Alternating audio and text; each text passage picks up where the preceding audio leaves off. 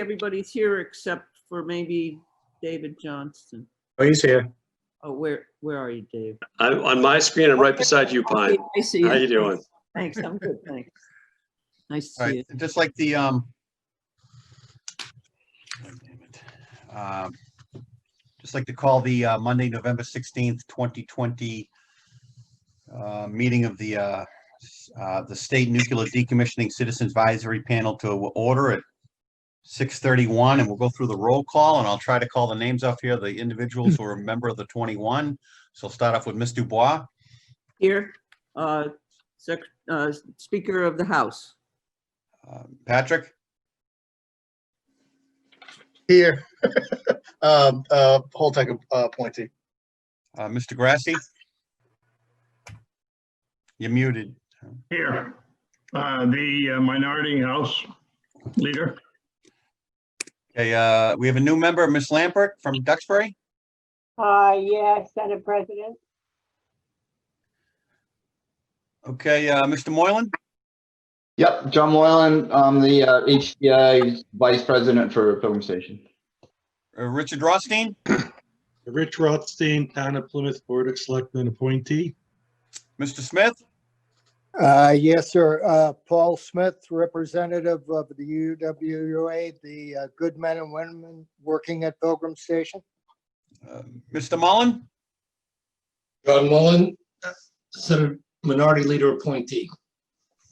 Mary Waldron. Good evening, everybody. Mary Waldron, Executive Director of the Old Colony Planning Council. John Flores.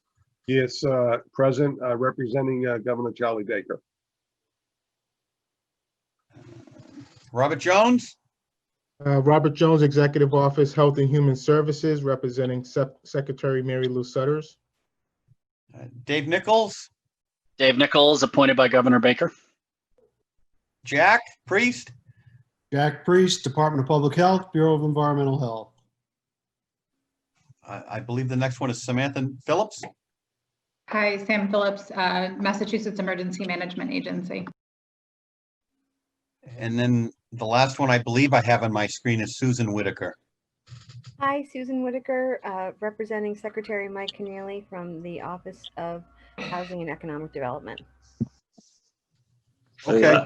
Hi, John. Dave Johnston, Mass Department of Environmental Protection, representing Environmental Secretary Theorides. My apologies, David. Thank you. It's okay. Took us Did I miss it? Did I miss anyone else? We have some guests tonight. Do you want to record them for the record? Okay. All right. We could. So thank you, John. I did ask two folks from Mass DP to join us tonight, and they are part of the team on the the interagency work group, helping oversee the project. So maybe Gerard and Dave, you can quickly introduce yourselves, please. Hey, I'm Gerard Martin. I'm the Deputy Regional Director for the Bureau of Waste Site Cleanup in the Southeast Regional Office of Mass DEP. And Dave Howland, Regional Engineer, Western Regional Office. My attendance is primarily driven as I was in DJ's role at the Yankee Atomic Power Plant, decommissioning. Mr. Drobinski is another guest. I'll introduce him, John. So I have John Drobinski and Matt Daly from ERM. We'll be giving a presentation shortly, along with Dave Noyes, our manager of regulatory compliance here at the site as well. Okay, so that's three more, and I believe that encompasses everybody on the screen, correct? Fine. I think so, yes. Okay, we'll go into the minutes from the last meeting. Does anybody have any concerns or corrections or omissions that they'd like to see rectified with respect to last month's meeting minutes? I had 2 points if nobody else does. Okay, fine. I'm looking at, this came from a discussion I had with Mr. Rothstein earlier today on page 3, line 40. I think we're talking about the backup Met Tower for, says main stack removal and Met Tower demolition. We're concerned that people would think that the entirety of the monitoring would be coming down, but that's only the backup one that's on the haul path? Yeah, you're correct in that. Okay.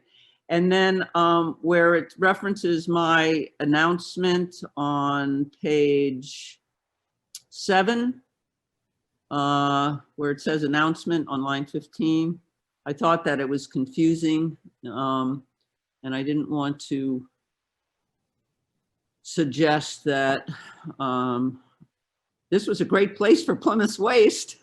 So I changed that, and I will send this to Tori Kim at the Secretary's office.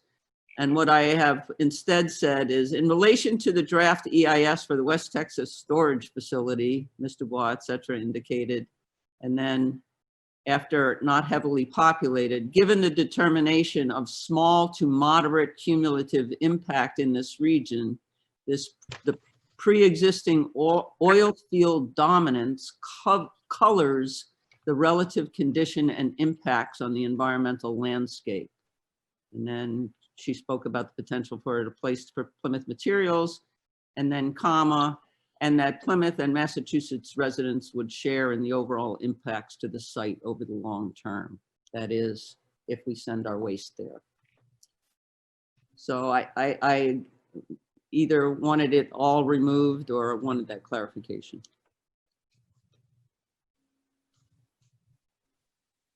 And I did, in fact, have to go listen to the thing.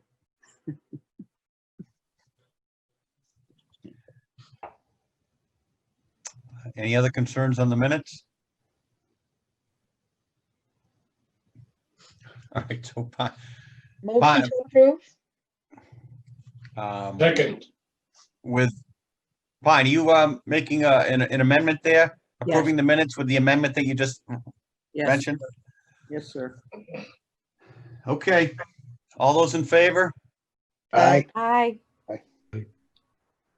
All those opposed? I believe it's unanimous. Can I ask a question of the group?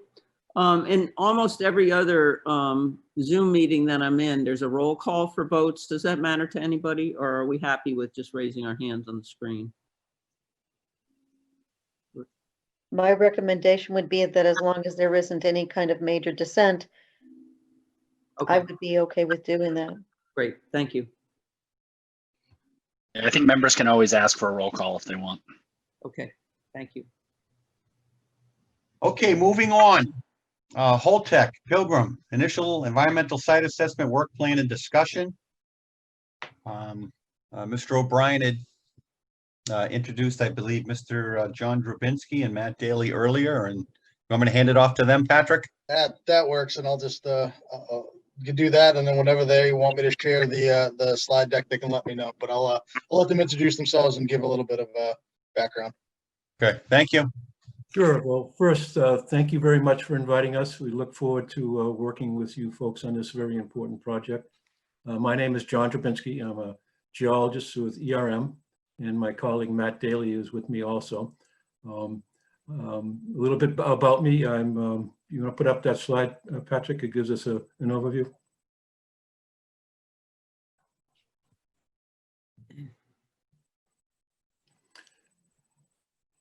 Next slide. So just a little bit of myself and Matt. I've been a partner with ERM for 31 years. I have a BA in chemistry, a master's in geology, Massachusetts licensed site professional since 1993, and I've been a professional geologist since 1979. My relevant nuclear experiences includes Pilgrim, licensing and tritium studies, Yankee Row, which we work with Dave on site characterization, Connecticut Yankee, Maine Yankee, Millstone, 9 Mile Point, and Perry, where I worked on mainly licensing issues and issues relating to operating nuclear power plants. Barnwell conducted an environmental impact statement for a nuclear facility there, and at Angra Race in Brazil, licensing and site characterization. And then locally in Attleboro, Massachusetts, I was involved in the characterization and remediation of the Chapac Superfund site. I've been the LSP of record in more than hundreds of Massachusetts 21E submittals in Massachusetts.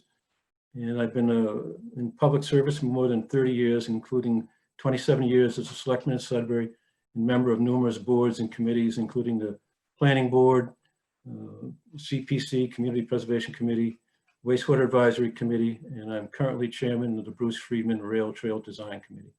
So again, Matt and I look forward to working with you, and I'll turn it over to Matt so he can give you an overview of his experience.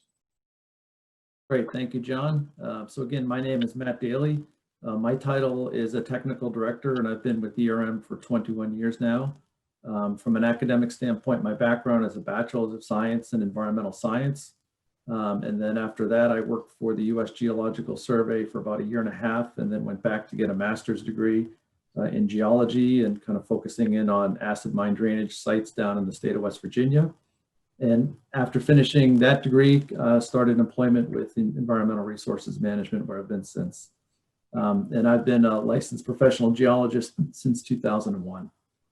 And my relevant experience on this project is working for a number of different utilities in the commercial nuclear power industry, specifically focused on a lot of the tritium and groundwater issues. There's been an industry initiative that started out in 2007 timeframe with the acknowledgement that there's inadvertent releases, spills or releases of radionuclides at some of these operational sites. And so I've been working specifically at Pilgrim since 2010, helping them with their tritium and groundwater monitoring program. I've done some work up at Vermont Yankee that was really more specific to some of the decommissioning planning activities that were going on up there. And I've done work for all three, used to be First Energy, now it's called Energy Harbors as the new operating utility. They have 3 sites, Perry, Davis-Besse, and Beaver Valley in the Midwest, where I've kind of implemented the groundwater monitoring programs at those 3 different nuclear power plant sites. I've done work for Diablo Canyon out in California with regards to their groundwater monitoring program, as well as their decommissioning planning activities, as well as Duke sites, Duke Energy sites, their Brunswick nuclear power plant, their Robinson nuclear power plant in South Carolina, and McGuire in North Carolina. So those are all experiences where I've been working directly with utilities on some of their site-specific aspects. And then I do a lot of work with the Electric Power Research Institute, who kind of works on behalf of the utilities, not only in the US, but also international. And they do a lot of assessments. They do a lot of audits where they kind of bring in a team of experts to kind of give these sites a quote unquote scrub with regards to their groundwater monitoring programs and are they meeting industry standards or not. And so I do a lot of those assessments and audits on behalf of the Electric Power Research Institute. So I've got a list of sites kind of across the US where I've been and really dug into a lot of the data that they have and made recommendations with regards to what their program currently exists and some recommendations for how they can maybe make it a little bit more robust. And then some of my experience also includes internationally. I did go over to Japan after the Fukushima disaster and did some consulting with TEPCO with regards to some of their groundwater issues that were well known at the time, as well as EDF. They've got a number of decommissioning sites over in the country of France. So again, just to echo what John says, looking forward to working with everybody on this team going forward. Thank you, Matt. I appreciate that. Patrick, help with the next slide. So first, I'm going to give an overview of the environmental site assessment work. It was submitted within 120 days on October 14th, 2020 per the settlement agreement. And the information that document reflected the plans that were developed as of October 8th, 2020. And I think, as you know, that the site characterization process is very dynamic and very iterative. And the site characterization plan that we developed for Pilgrim is really based on standard site assessment protocols. And to develop the characterization plans, we reviewed the HSA in conjunction with Pilgrim's consultants and developed the site characterization plans according to DEP and MARSOM protocols. So the plans are developed using those standard protocols and guidance documents. Characterization plans will be reviewed and commented on by the state of Massachusetts, both the Department of Public Health and DEP. Based on those comments, we'll resolve them to finalize the comments so we can get the plans implemented. And the plans will be really refined as we go along. As we start finding things in the field, we may change as we go or do things different. But any of those changes will be refined and communicated to both DPH and DEP, so they're on board. And I also want to point out here, if we find any reportable releases, the releases reported in accordance with both state and federal requirements. And if this turns out to be a 21E site, we'll follow the MCP criteria for remediating, closing the site. Then finally, we prepare a report which will summarize all the activities, the results, and any potential next steps that the site characterization report has found. In addition, we've already provided to Mass, DEP, and DPH additional information to augment the initial ESA work plan. And in fact, we've had 2 meetings with DPH and DEP to discuss this information and move forward in a positive manner. And then finally, the LSP, myself, in conjunction with Matt, will be overseeing all the site characterization activities to make sure that they are in compliance with DEP and federal guidance, and that the outcomes and data will be basically reflect the oversight of the LSP. So with that, I'll turn it over to Matt. Okay, thank you, John.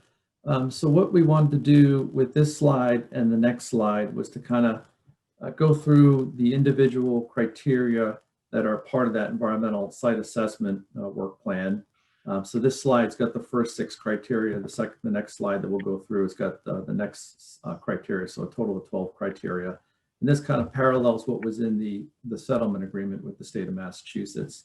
And as John indicated, with the 2 kind of meetings that John and I really had with the state, as well as with CDI and HDI, we're augmenting the ESA with a lot of additional information, a lot of additional details. So probably one of the more holistic pieces of information that we're augmenting in the ESA is the actual sampling plans with regards to both radiological and the non-radiological site characterization plans. And just to give you an overview of kind of, since there's kind of 2 general regulatory bodies looking at both of those aspects, the radiological sampling plan follows MARSIM, as John has talked about, the EPA and NRC guidance document with regards to radiological site characterization activities. So the radiological site characterization plan is essentially a process that defines, what was identified in the historical site assessment, what are the data gaps, and then what data is going to be needed to be collected in the field in order to kind of fulfill those data gaps. So it kind of outlines that process, and it goes a lot into the different laboratory as well as field techniques that will be used to actually collect the data in the field. And then the radiological site characterization plan has a lot of what we call sampling and analysis plans that are underneath it. And those are kind of the plans that the people are going to take out in the field to actually go implement the actual sampling activities. And there are a total of 14 sampling and analysis plans within that radiological site characterization plan. 5 of them are really focused on sampling buildings and structures to try and get a sense of what kind of residual radionuclides may be in those structures to kind of form waste management and waste decisions that the station's going to need to make as they continue to plan their decommissioning activities. And then there's an additional 9 sampling and analysis plans that are more focused on doing soil sampling, sediment sampling, quote unquote, open area type of sampling techniques to get a sense of whether or not there's residual radionuclides spread kind of across the property itself, the licensed property itself. And then, so that kind of describes generally what's in the radiological plan. So there's figures, there's tables, there's laboratory techniques, there's QA/QC protocols, there's a lot of MARSIM language, there's a lot of MARSIM tiebacks to, and we think that that information is really going to help with the augmented, that information is really going to help to augment the environmental site assessment document itself. And then on the non-radiological side, there's essentially three pieces that are going to be used to kind of augment that. One is the non-radiological site characterization plan, And so again, that goes through about 30 areas of interest across the site. Kind of what were the specific activities identified historically in historical site assessment, and then what data gaps came out of that, and then what sampling will be performed to address those data gaps. So that has a lot of tables that describe how many soil borings, how many groundwater samples, where those locations will be, what analytical suite will be used at each one of those locations. I think the level of detail that will really help the state in kind of going through their review of that amended ESA work plan. The non-radiological side also has a building characterization plan that gets through, sampling of windows and caulk and paints across the site as part of that initial effort to get its arms around, what is the characterization of those materials? Because again, that goes into thinking through at least one aspect of waste management into the future. And the non-radiological site characterization plan also has a quality assurance project plan, which essentially outlines the analytical requirements, the QA/QC protocols, so that the data that comes out of the field is representative, it's precise, it's accurate, it can be used to make informed decisions with regards to the initial characterization of the site.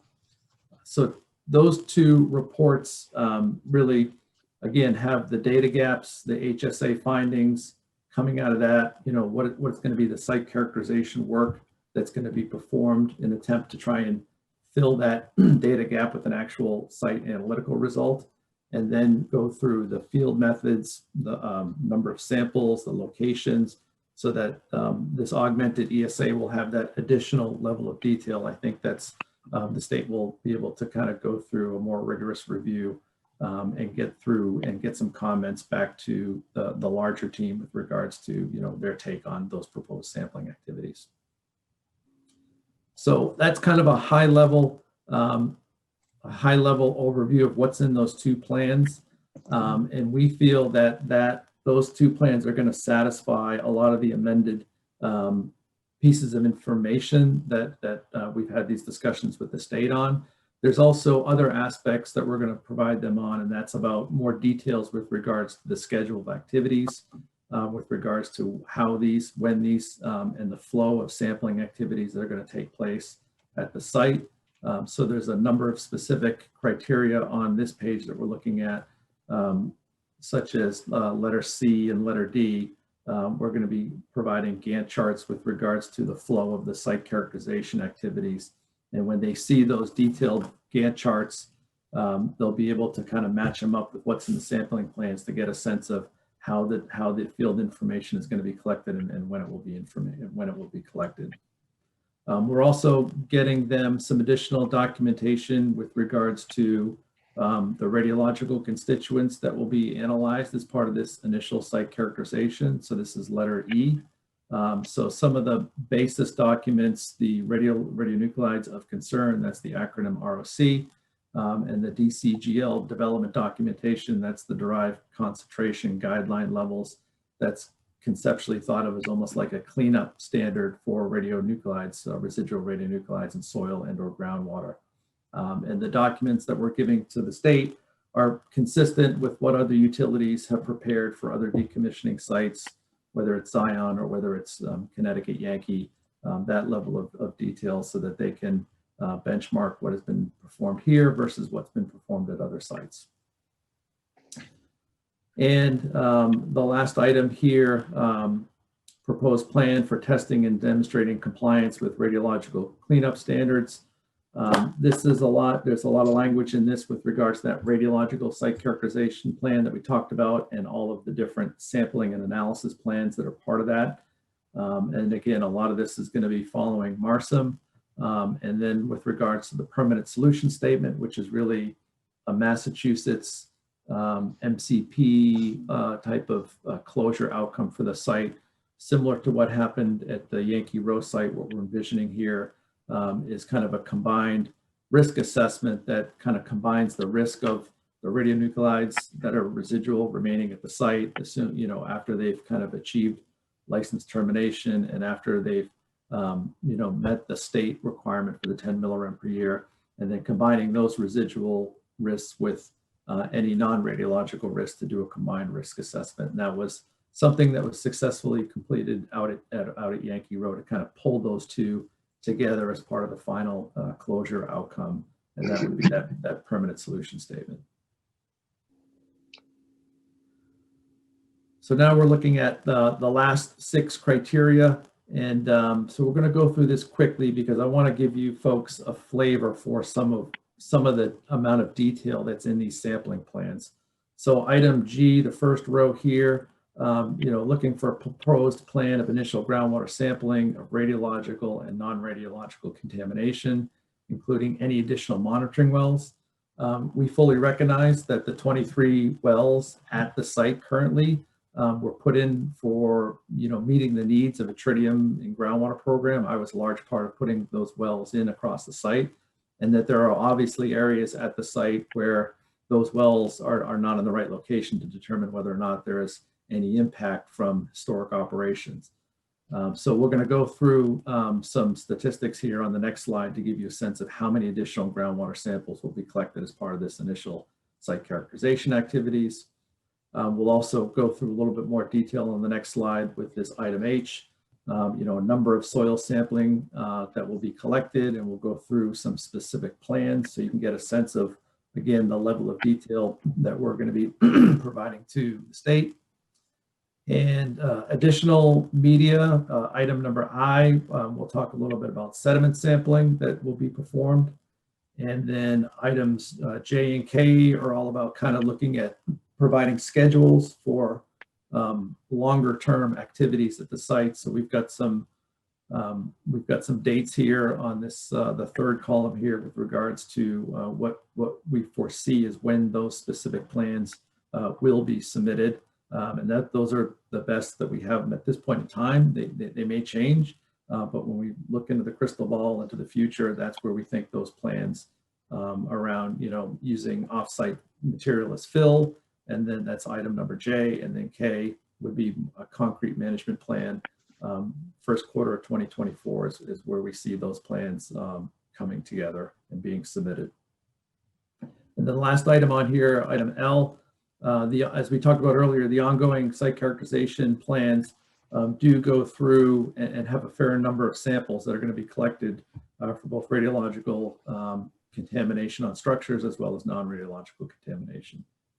So Patrick, why don't we go to the next slide? So this slide, we've got on the left-hand side of your screen here, we've got the licensed area of the site. It's north of Rocky Hill Road, and different areas identified with different shaded colors. And this is kind of an attempt to break up the site, kind of following the guidance within the MARSIN as far as how to go through a site characterization activity. And so on the table on the right, what we have here is just kind of some summary statistics with regards to the scope of the sampling that will take place if you aggregated up all of the samples across all these different areas that you see on the left-hand side. So again, I've organized them by non-radiological sampling activities and radiological sampling activities. So for non-radiological, we're looking at, right now about 72 soil samples will be collected across the area that you see on this figure. Now, the exact location of those soil samples is really specific based on where historic activities took place, where data gaps were identified in the HSA, and we will show you an example of a plan in the next slide. But each one of those soil samples is going to have a lot of different analytical laboratory analysis that goes along with each individual sample. Sediment, right now, it's contemplating 7 sediment samples. Many of those are focused on the discharge canal area, the DCA area in the orange, because that was the primary effluence pathway. And there's also 2 outfalls that go into it, but there's also 2 outfalls that go into the intake canal that will also be assessed. And then with regards to groundwater, so here we've got them titled as grab groundwater samples. So what the plan is to, at a lot of these locations, is to drill down to the water table, go into the water table and collect a groundwater sample and have it analyzed for a suite of parameters specific to what the data gap was for each specific location. And at this point, we're looking at probably 47 additional spatial locations across the site where groundwater samples will be collected.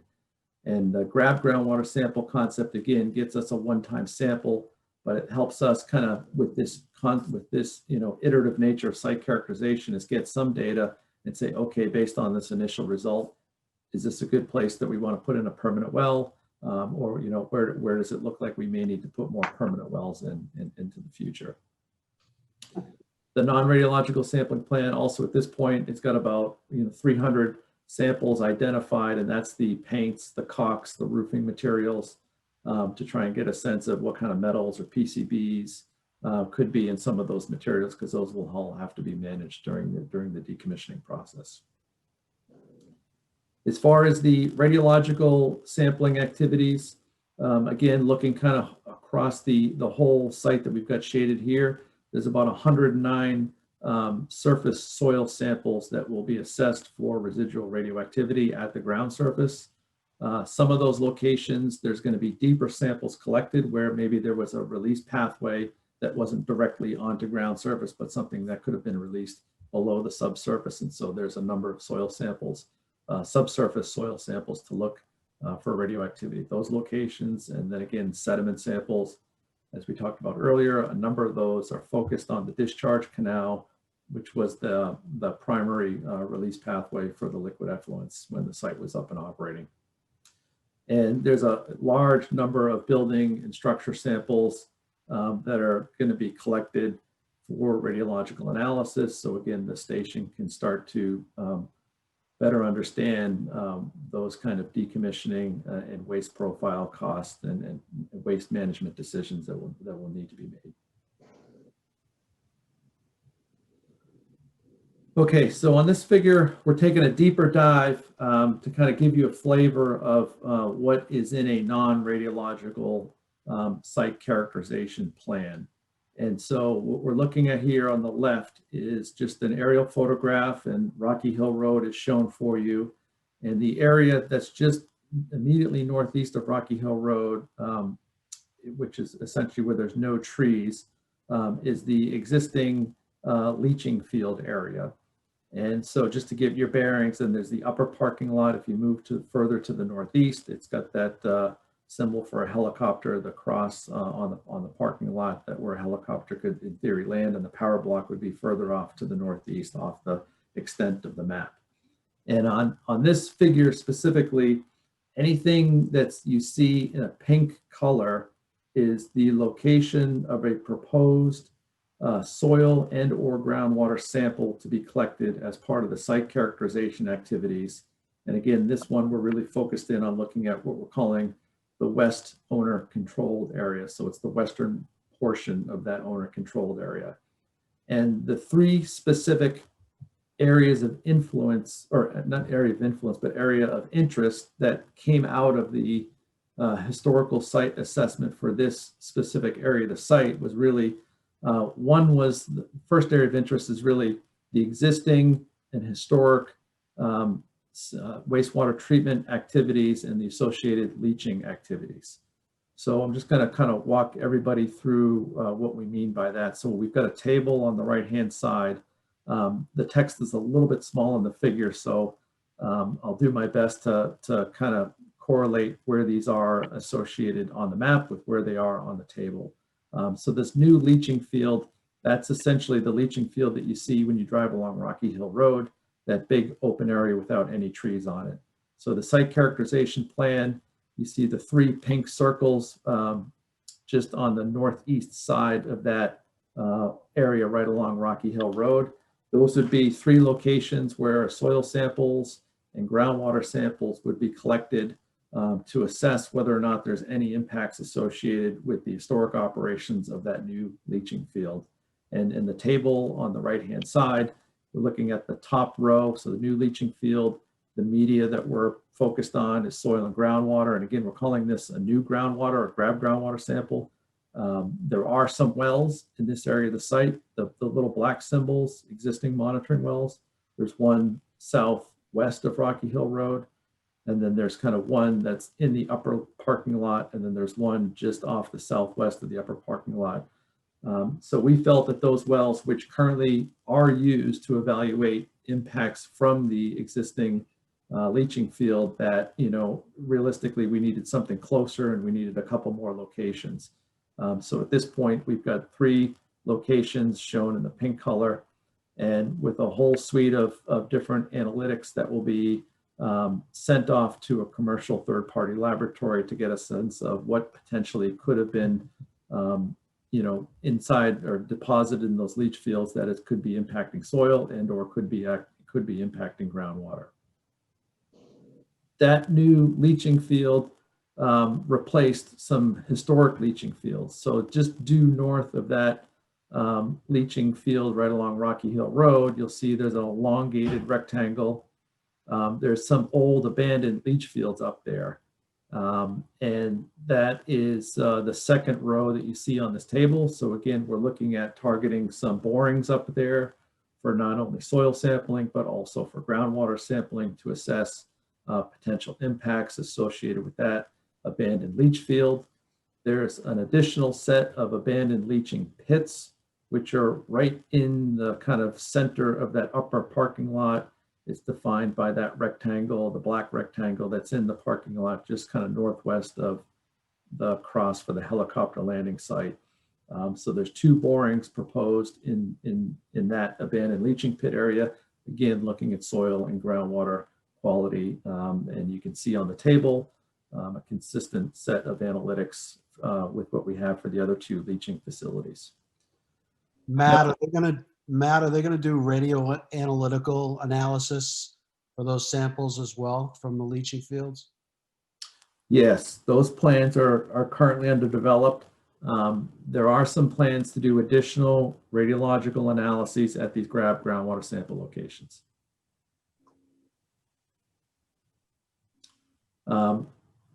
The other areas of interest associated with this leaching system, there is essentially a transformer, and that is, if you know, Patrick, I don't know if you can help me here, but if there's a way to put your cursor on the screen, yeah, right there.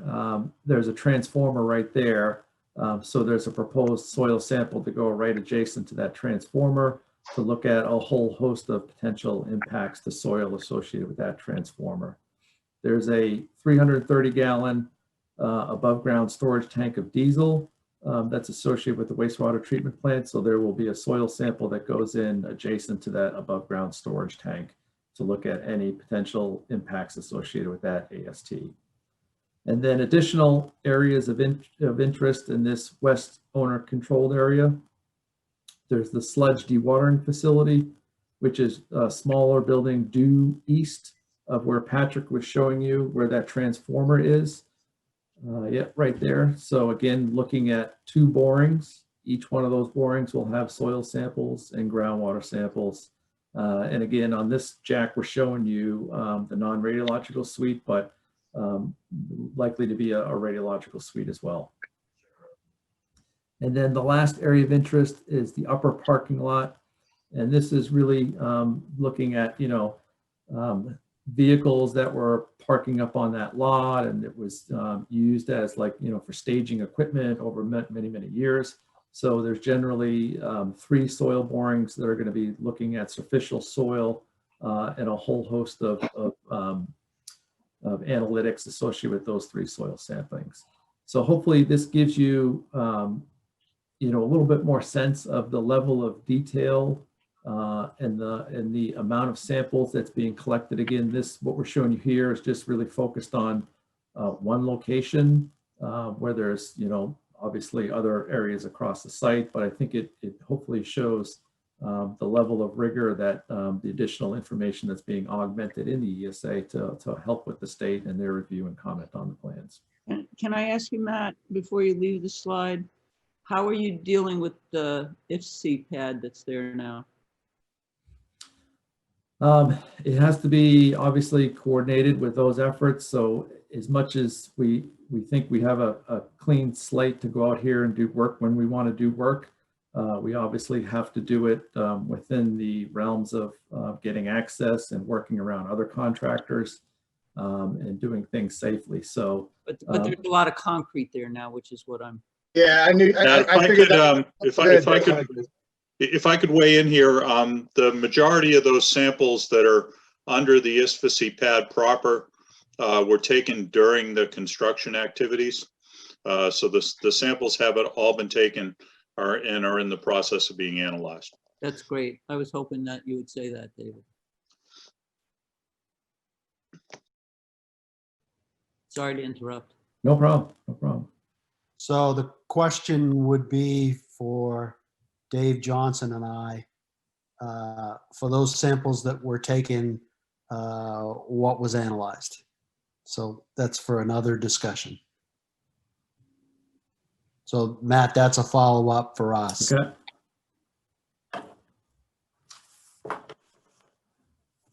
As a note of interest, we, Pat can probably point out and go with his cursor and show everyone where the IFSC is, the new IFSC.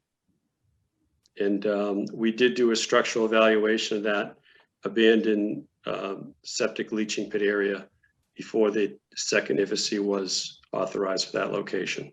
Right.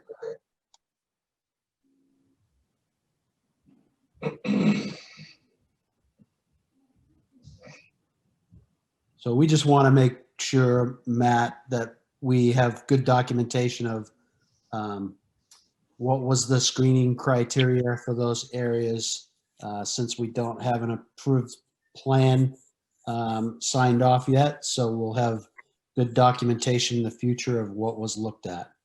Yes. Yep. Okay.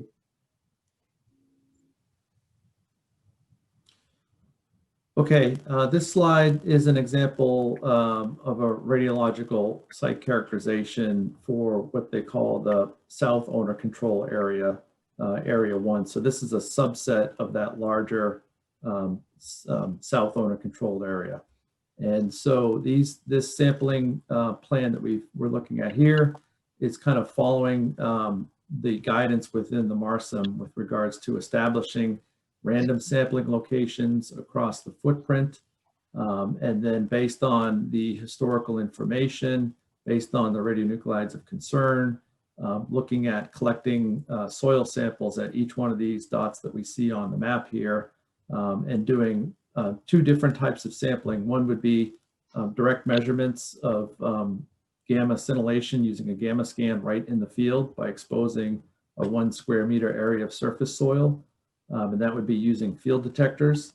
And then there's also some QC quality control requirements associated with the radiological characterization plans, where physical soil samples are going to come out of the field and be analyzed at an on-site mobile laboratory for a certain suite of radionuclides. And then there will be samples that are sent off-site to a third-party commercial laboratory for QA/QC confirmation.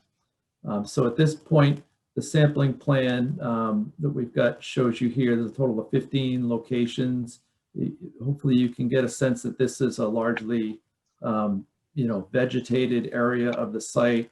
Some of the power lines are within this area of the site, but really it's kind of south or kind of due southwest of kind of the developed portion of the plant. That's the switch yard you can see with the just on the northern portion of that site figure.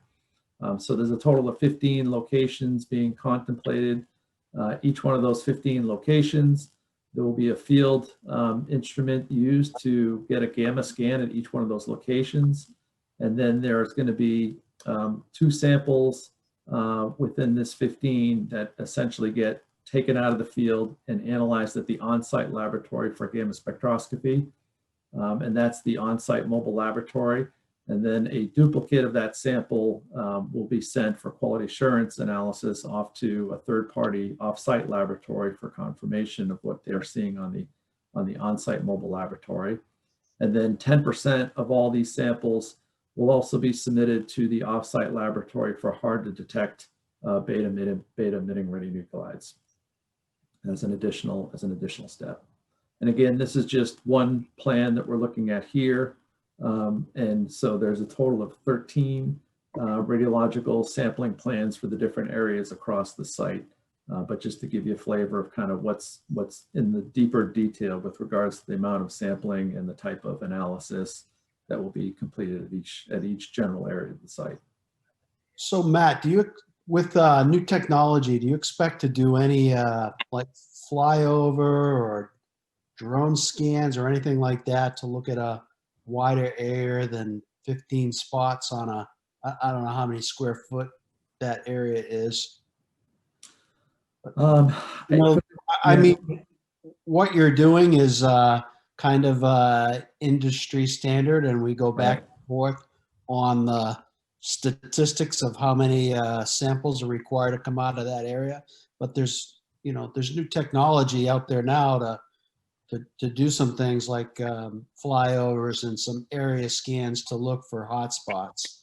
Right. And that can also be cost effective because it helps with profiling that area, and it gives you a good assessment of, hey, our statistics that we're using to assess those areas are adequate or sufficient. So you don't need to answer that right now. That's just a question I'd like followed up on.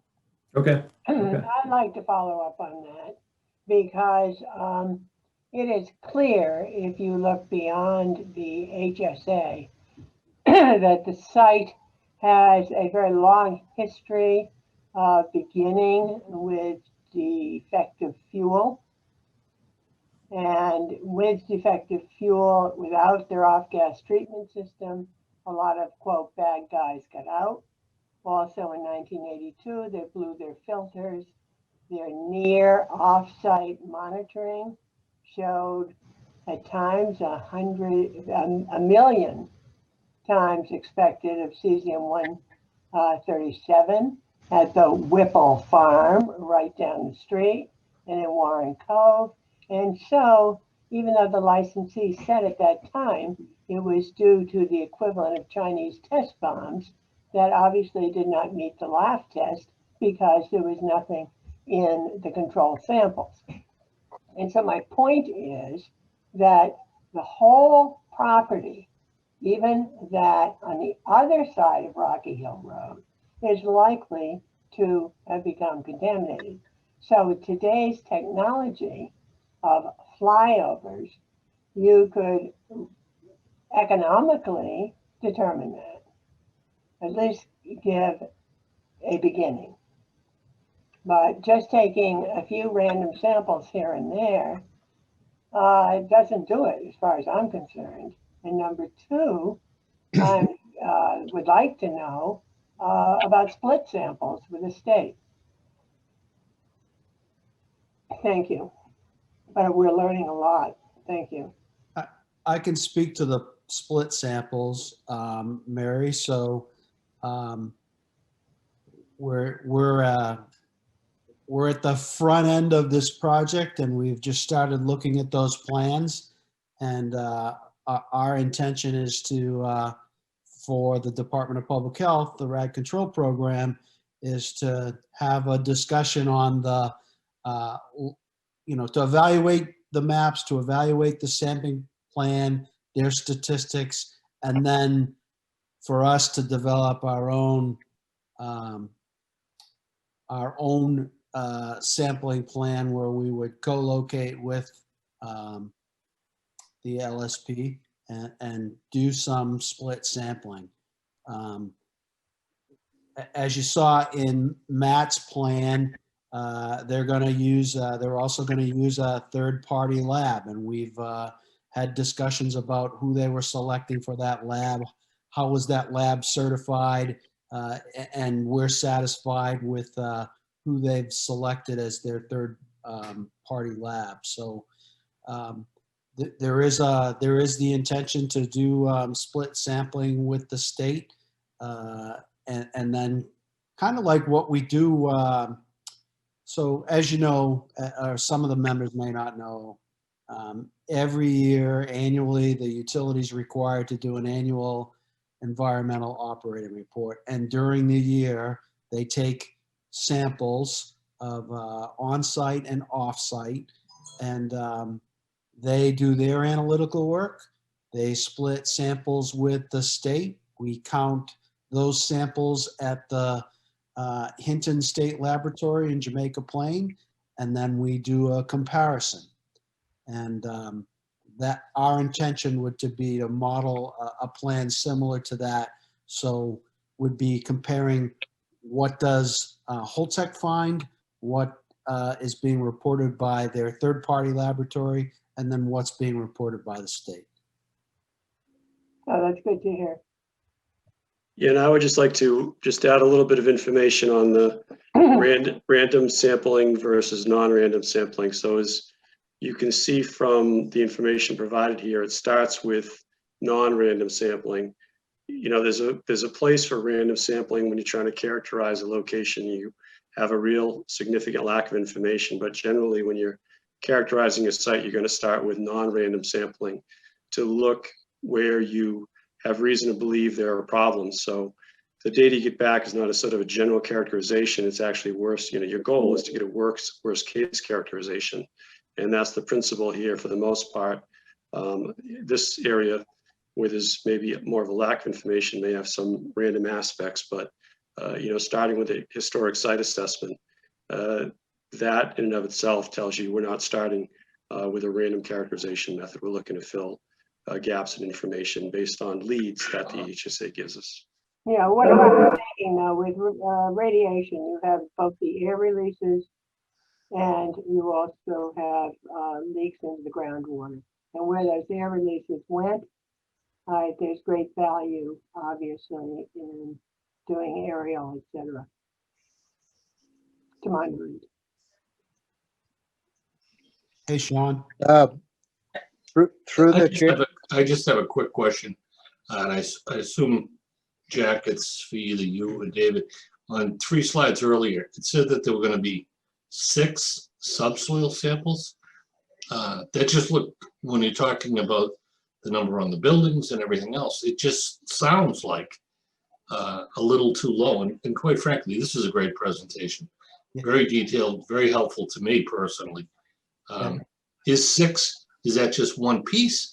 I mean, that's what I'm just curious what you and David think.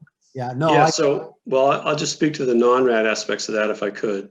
And, you know, the number 300 for characterizing what you're looking at for buildings in terms of, you know, metals and paints or PCBs in caulk compounds or in coatings that are used, lead or asbestos.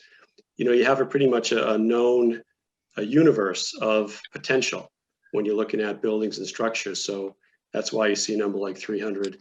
When you see a number like 72 or 6 or what have you, I think you're hearing the word iterative quite a bit here tonight. You know, this is where you start. The historic site assessment points some fingers. You look at where material storage occurred, where the transformers are, where releases have taken place in the past. And that's where you start, because you pretty much know you're high, you know, there's a greater likelihood of finding things. And, you know, you start with one sample, and that's going to, you have to follow where that information leads. And, you know, if you find contamination, you've got to see what is the nature and extent of where that contamination migrated. So I would be shocked if we end up with 6 exact samples. You know, the likelihood, I think, is that some of these samples are going to give us information that tell us we need to do more evaluation in those particular areas. And Dave, John here, that's a good point. And this is definitely an iterative investigation. As people who do this, we realize we start someplace, and as we get going, we start finding things, and we have to do additional things, either additional wells, additional sediment sampling, additional soil sampling. So that's a good point. I just want to make sure that everyone understands that just what we're saying here, that's not the end of it. This is just the start of the process. And as we go through the characterization process, as we find things, we will do more additional sampling and analysis to determine what the issue is. Thanks, Dave. Okay, Paul, go ahead. All right, thank you. Typo. Thank you, Ms. Mahoney, through the chair, for the good Mr. Drabinski.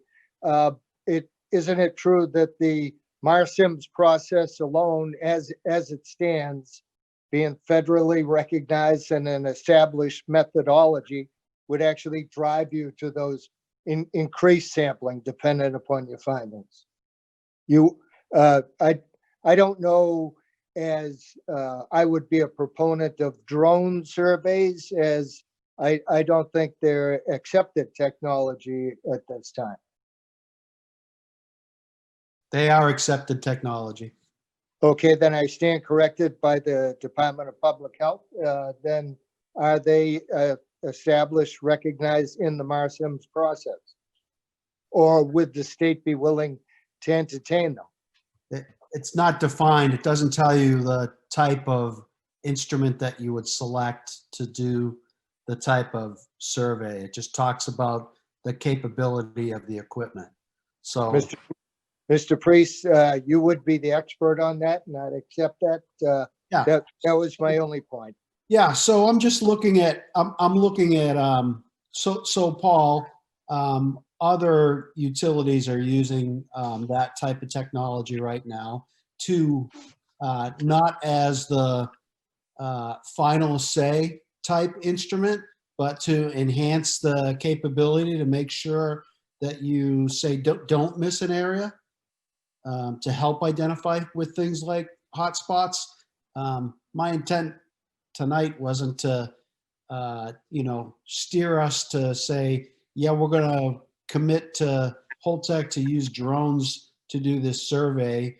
I was just asking, were we going to use some more modern technology, right? So really what's our goal and what's really important is that we document zeros, right? So a zero value is just as valuable as a positive value.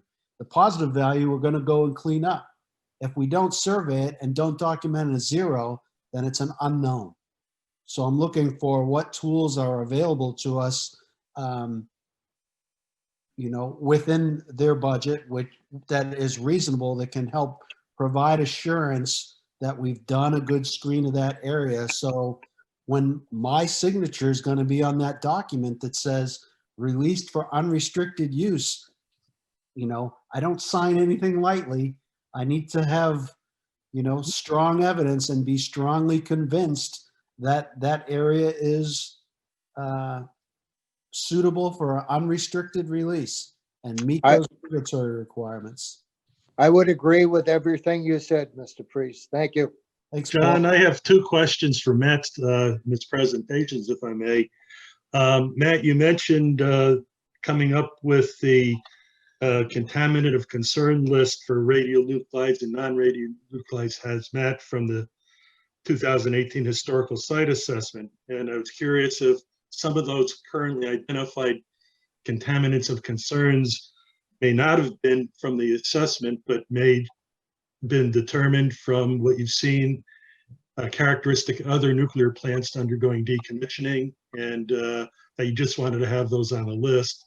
And secondly, you mentioned of doing a risk assessment, and at some point, based on what you measure and how clean is clean, I guess later on. And would the risk assessment be just a human health risk assessment? Would involve any ecological risk assessment? And in terms of the carcinogenic driver, are there certain contaminants of concern that you would expect that could drive the risk assessment from what you're measuring? And lastly, I don't expect you to answer all this right now due to time, but lastly, what would be the carcinogenic risk target to show an acceptable result? Going like 1 in a million, cancer increase potential, 1 in 100,000 to 1 in 10,000. So you don't have to answer all these now, but these are just some things from my past professional experience I had to deal with. Thank you. Yes.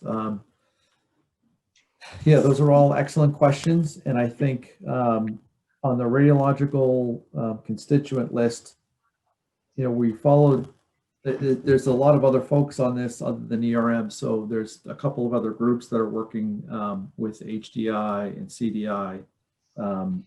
and the radiological subject matter expert, that kind of the group that developed that list kind of starts out with a new reg document that's kind of well known in the industry with regards to, based on type of reactor, what would be potential radionuclides of concern. And then they kind of look at that list relative to all the different radionuclides that are in the waste stream that have been analyzed at Pilgrim Station.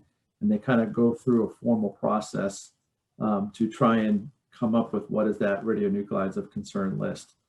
So that information has been provided to Jack, and we certainly welcome, comments that he's got after he's had a chance to get through that. It's certainly part of the iterative nature. If he's got ideas as far as what, if we missed something, then, we can have those discussions, and then we can, we can go through the process of reconciling those comments.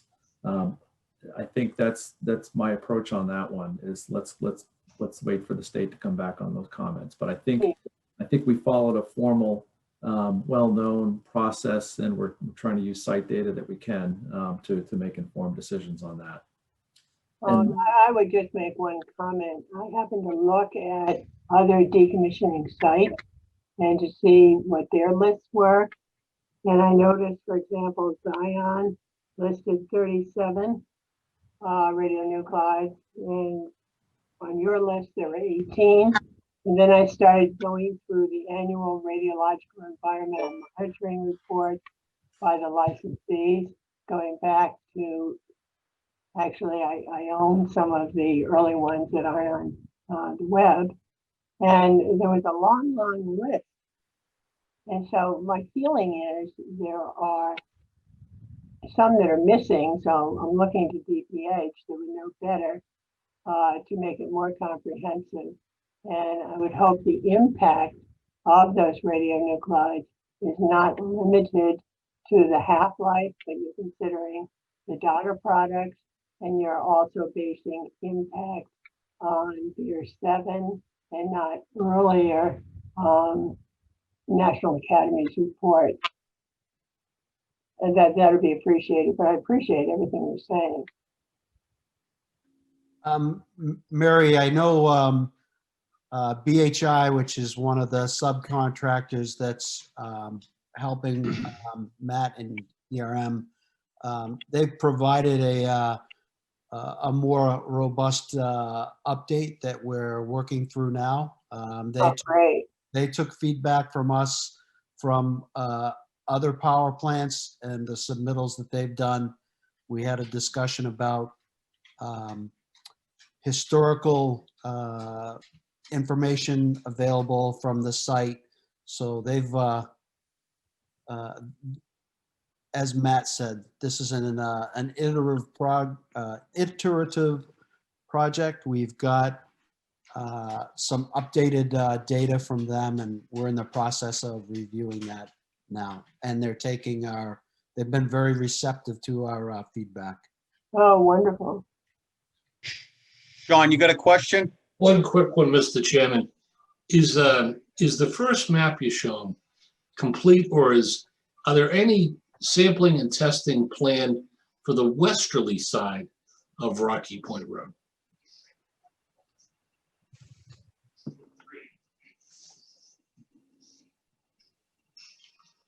I should have said Rocky Hill Road, but is there any sampling or testing? I mean, we're talking feet here. There's certainly switching stations, transformers. There's a lot of stuff on that other side. And, the turkeys seem to do well on both sides, to be honest. But is there any planned sampling or testing, or does it stop at Rocky Hill Road on the easterly side? There is planned sampling on the area that is south of Rocky Hill Road and west of Powerhouse Road, in the area that was referred to as the boneyard. It was a disposal site for a portion of the concrete during original plant construction. So that is to be added to the scope. Right now, that's the other area that we've identified. I don't find that satisfactory. I think all of the property should be analyzed. And that's where the aerial would be beneficial. That's just one opinion of many. But thanks for that information. Yeah, this is Dave Nichols. I'd just like to echo Mr. Mullen's question because, you know, it seems to me that you've got a lot of land across the street. And if there was a bad actor, and I don't have any reason to believe there was, but I'd like some assurances that there wasn't. If I was going to dump something or dispose of something, especially in the early days, I wouldn't dump it right next to my house. I'd take it out into the woods. And so it seems like there needs to be maybe a little bit more robust exploration of all of the land across the street before that gets turned over, just to give everybody an assurance that there's nothing there. Exactly. And I cannot, for the life of me, understand how radiological environmental annual reports might find and did find, particularly in the earlier years, high releases in Warren Cove, for example, which Mass Department of Public Health tested mussels there. And somehow it missed landing on the property across from Rocky Hill Road that we're talking about. It doesn't make any sense. And so I think it's very easy, should be, to just be able to assure that if that property is ever going to be sold for the tax benefits of Plymouth, you want to know it's clean. Or if it's going to be conservation land, I want to bring my grandchildren there. So I don't think it should be something that's overlooked. That's my personal opinion. I do think it's important that we remember that these are just the initial site characterization surveys. There are many more iterations of survey activities before we ever consider something like final site release.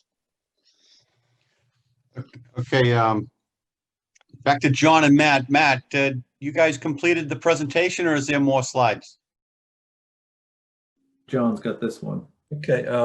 Well, first, thank you all for the discussions and some very well points, and we have things to get back to you with. I just want to add, just in closing here, we've been working with the state, as you can see, to provide additional information to fulfill the requirements. And we've already had 2 meetings with DJ and Jack to discuss some of these issues. With the new information that's going to be submitted, you know, the state will review and comment on it, and then we'll address those comments. And as we've been saying all along, the site characterization process is iterative. And we'll be working closely with both Jack and DJ to communicate with them our findings. And as we go forward, we most likely be doing additional activities as has been discussed here. There will be a site characterization report summarizing all the data, all the QA, QC information, any conclusions and results. And based on that, there'll be an amended environmental site work plan to address those issues that are discovered during the site characterization plan. So I want to thank everyone for your attention to this. I realize Matt presented a lot of things. Matt, kudos to you. I'm glad you're younger than I am, so I'm glad you did it. But we really appreciate everyone's input, and we look forward to having more of these discussions with you folks. And ERM is proud to be part of the team to help HDI decommission Pilgrim Station. One point. I thought it was great what you had to say. Are you all going to stick around for when the public has an opportunity to make comment or ask questions? I think that would be important. And are we going to continuously get your reports before your interim reports, before the final report, so the committee or the public could interact with you all, DPH and DEP, and so we aren't left with the final report, and then there probably isn't much opportunity for input. Was that too much? Yes. Was that a question? Yeah, that was the question. Are we going to get bits and pieces of the report? Because what we heard tonight was great. When I first read what was circulated, it was like, this is a plan for a plan. Are you kidding me? But, you know, had we seen something more developed like we heard tonight, then we would have had better opportunity to make comments that hopefully would be helpful. And so I was wondering whether we were going to get more detailed reports as it comes along. That's Well, all. I don't want to speak for these two gentlemen, but I'm guessing as we move through the process, it's going to be refined and we are going to get more detailed information. Is that a bad assumption? Where's, No, we'll continue to work. I mean, I think I've said it 100 times. We'll come forward with information to this panel and present along the way. That's why we had them here to start. You know, I think, you know, Jack and DJ will probably say the same thing as you work through this Okay, process. and are they going to be here to respond to the public, which would be wonderful? We're a lot closer to that time than we thought we were going to be, Mary. So I would say they probably might be around. They can at least listen. I'm gonna have to shorten my presentation now. yes, please do. Okay, great. But and because they're all public documents, I guess, so maybe I shouldn't have taken so long. Okay, moving on. All right, I want to thank Mr. Drabinsky and Mr. Daly for that presentation, and we'll move on to the Patrick O'Brien portion of the agenda. And maybe yes, to Mr. O'Brien, you can be more concise with your presentation. Thank you. As soon as I unmute myself, I will be as fast as I can be for this. You know, just wanted to provide my normal update, let you know what's going on at the site, and I appreciate the time. You know, our normal draft schedule, we're right in the that November timeframe right here. I probably should have moved the line ahead as we move through characterization, the PA construction. We have started the reactor vessel greater than Class C internal work. We continue on some early demo, so I'll get right to it. We have begun work for reactor vessel internal segmentation. It's a picture of the cutting tool that we're using underwater to cut up the dryer separator. It has been installed in the cutting can last week, and we have taken those lessons learned from Oyster Creek and the industry. Oyster Creek had set a world record for a boiler in doing some of this work, so we've taken a lot of lessons from their work. I know I had mentioned prior we had taken down the K1 building. Just want to provide a little update where you have started to pour that undercoat for the haul path up to the newest VISI pad area. So just wanted to throw a quick picture in there. We have done main stack removal. We'll be doing main stack removal this week on Wednesday. We have worked very closely with the state and on that planning and permitting. I know either Jack and DJ have both talked about potentially being down here on site on Wednesday when we do the work. I'll go very quickly and let that kind of run as we're doing it. We did take down the 160-foot back tower last Monday. And that went down safely and completely according to plan. There we go. We did the demo of what we call the chain shack. It's when you would come into the protected area. It was a building that had been on site for a long time. We took that down over the weekend of the 6th to the 8th, just because it is so close to the access point. We wanted to do it when a majority of the site would be off and not too close to the work. We did do that for improved site accessibility, and we'll be doing work in the gas bottle storage area, which is on the shore side of the warehouse. Actually, beginning tomorrow, we're taking down the K3 building. We still continue our partnership with the town of Plymouth and worked with the Pilgrim team, the Plymouth Fire, and MEMA to do a drill on the November 10th. Had the fire department down to site and walked through a drill of a potential, I think, fire in site. It was the drill scenario. So continue to work through that. And then I know last time, Mr. Mullen and a number that brought it up over the past meetings. So we are using the High Storm 100s. The warranty question has come up. It is 25 years for design, material, and workmanship from when they're accepted. So, when they do come onto site and we accept those, it is 25 years from that date. And obviously, I've said a million times, as the owner, regardless of what the warranty system is, Holtec's responsible to ensure that our casts performance and compliance meet those NRC regulations.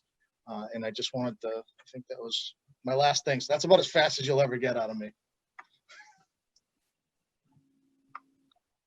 So Pat, we did get a question from someone relative to what the emission stack was used for. Mr. Noise on. Mr. Noise is my expert. Unless he. No, I got it, Pat. Yeah, it was off gas, so it was the non-condensables in the augmented off gas system. So it removed non-condensables from the main condenser and established the elevated release point for discharge of those non-condensables when the plant was operating. I think Mr. Mullen has a question. Sean? Yep, very quick, Mr. Chairman. First, thank you, Pat, for the warranty information. Long time coming, but much appreciated. The second question I had is, being just down the road from the plant, did you guys experience anything with that little earthquake recently? That's a good question. I appreciate that, actually. We did not register any alarms. The shift manager did note that they felt a slight movement, but no alarms. We did share that with our state contacts, MEMA, DPH, and DEP day of. Obviously, as someone who lives not too far from the plant, I felt it quite large myself at my house, but no issues. We had operations and security walk down the site, exterior to the reactor building, to ensure that there were no issues, but no alarms, no issues. Thank you. Ms. Lampert? Yeah, one question on the warranty. If the concrete overpack develops a problem, does that void the warranty on the canister? I'd have to double check. I don't have the warranty in front of me. I asked just for the terms of it that we could get it for tonight's meeting, but so that would be what it goes on the workmanship. So I don't know. I'll double check and see what I can find out. Yeah, it was just the impact of something goes wrong with the overpack. Yep, I'll double check. Oh, that's great. Thanks a lot. I hope your baby didn't wake up during the earthquake. One of them didn't even notice. He was playing on the floor. Patrick, you can share. You can email that update along to us. Yeah, I'll send this, and I will send Matt and John's presentation for you, so that you can share with the panel, and then with the state to load to the website. Thank you. Any other questions for Mr. O'Brien? Ms. Dubois? And Pat, I have some follow-up questions for the great presentation that ERM gave us. Can we get those, should we address those through you to them, or how would you like to handle? Yeah, that'd be good. Send them through me, and I'll get them over to John and Matt, and I'll just keep tracking so we can make sure that we get responses. I think the goal would be to make sure that that we try to stay up to date instead of thinking of things in next June that we're not happy with or something like that. Like the HSA. I know. I'm on it. I'm working it. Thanks. We had that conversation today. All right, Richard? Yeah, just a quick follow-up, and maybe music to Pine's ears too. Maybe a topic for maybe early next year or at some point before the amended plan in May. If we could have the ERM folks, some of the questions I asked earlier, maybe do a presentation about the risk assessment process, how it's tied in with what's measured and how clean it's clean and how it all fits together. Getting into the weeds a little bit, but at a qualitative layman's perspective. All right, I'll take that back, Rich. Thanks. Thank you. Richard, if you want to find some good sleeping reading material, you can read that Marsham's manual, and it talks about the risk profiles, whether it's 1E-5 or 1E-6. There's some information in that. You maybe send that to Pine or John, and maybe it could be distributed, just so anyone wants to look at it would have a little better idea. Thank you. You can just Google Marsham's and download the manual. It's a PDF available on the NRC website. Thank you. Any other questions for Mr. O'Brien? Okay, seeing no hands, Let's move on to the next thing on the agenda, which is the report for the IWG from David Johnson. Thank you. So I don't have a lot to add to what John Matt just provided. I think that was a nicely detailed overview of the work that the IWG has been engaged in since we last met. And, you know, ultimately our goal is when we engage ourselves in looking at all the information being provided, we are going to get to written comments, and that, you know, gives Holtec 30 days to respond once we issue those written comments. And I suspect, like this process in its entirety, that'll be an iterative process as well. You know, we may issue some written comments that generate some more responses that could generate more written comments. But the principle being that we're going to work towards having a final environmental site assessment work plan that will meet our approval and will include an implementation schedule. And that schedule is also going to be iterative. As we talked about earlier, you have to follow where the data leads. So you can't always know exactly when you'll be done, but, you know, we will know, you know, when it's been fully authorized and what the intended implementation schedule is going to be. So that has been really the bulk of our work since we last met. Pat also talked about the Met Tower coming down and the status of the stack, which is scheduled for demolition on Wednesday. And we had a Mass DP asbestos staff person out today looking at the abatement work and anticipation of that demolition. So I don't have a report out on the results of that inspection as of meeting tonight, but I expect I'll receive that tomorrow. And I think that is basically it. Also, we have talked in the past about the annual report, and we are intended to get some information for the annual report, hopefully by Thanksgiving. So that's in the works. And the last update, unless we have any questions, we were hoping that Sam, you could just give a little bit of a MEMA update, please. Sure. So one of the action items from the settlement agreement is that we continue to meet with what's called the Pilgrim Working Group, which is the emergency management directors and public safety leaders from the communities. And we convened with them in October. And so they were very appreciative to be back together. And thanks to Pat and Dave for joining that conversation. A few do outs. One, it became clear to us that even though the content of this meeting and some of this and the slide presentations that Pat shares is public, the group didn't know about that. So just making sure, so we're going to just be better about closing the loop on that. And then Holtec's done a really good job with Plymouth, but just making sure that some of the training opportunities and the awareness on the fire protection plan is also provided to surrounding chiefs. So Dave's already kind of worked on updating that and making himself available for a briefing. So we'll continue to meet quarterly, and that's also the group that will kind of do exercises and tabletops with Holtec. Thank you. Okay, any other questions for David? Fine. Yeah, Dave, all of that, your questions and answers and submissions to Holtec and back and forth, is that going to be a public document at some point? Yeah, we believe so. You know, when the state agency receives an official submittal, that becomes public information. The written responses that will be, or written comments we provide, that'll be public information. So, you know, as we talked about already, some of the augmentation of the 12th submittal was regarding the radionuclides to be evaluated. And I think that was 200 or 300 pages. So, you know, it's a voluminous chunk of material that's coming in, and we need to figure out how to make, you know, all of it or some of it more readily available. And I don't know if Pat or Dave have any ideas in that regard, but, you know, that's something we need to sort out. 318.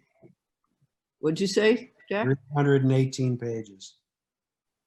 118 is a lot less than 300.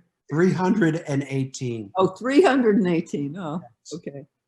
Yeah, I'm not, you know, my question has to do with trying to understand and keep up with you guys so that we don't have questions behind you that might have an impact or may be distressing to people. Then they feel like things are not being addressed.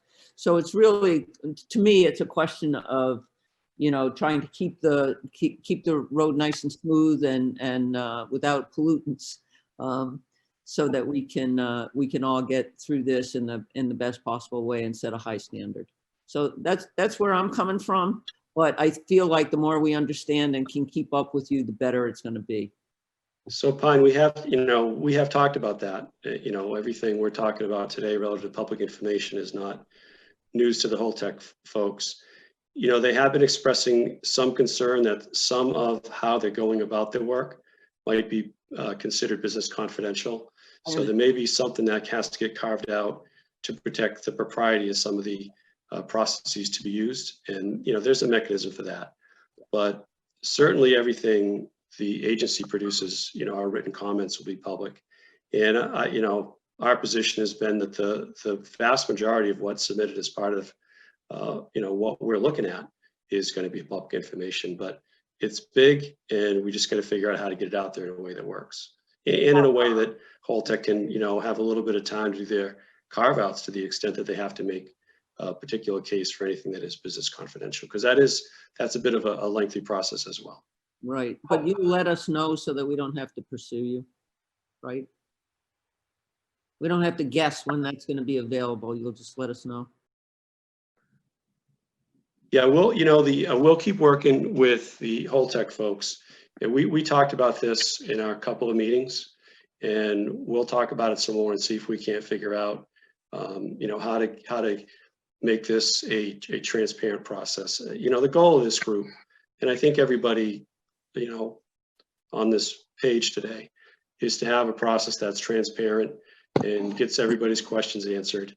And this NDCAP, I think, its primary intention is to do that. So we'll work with Pat and Dave and the Holtec folks and get back to you, Pine and John, with some sort of recommendation.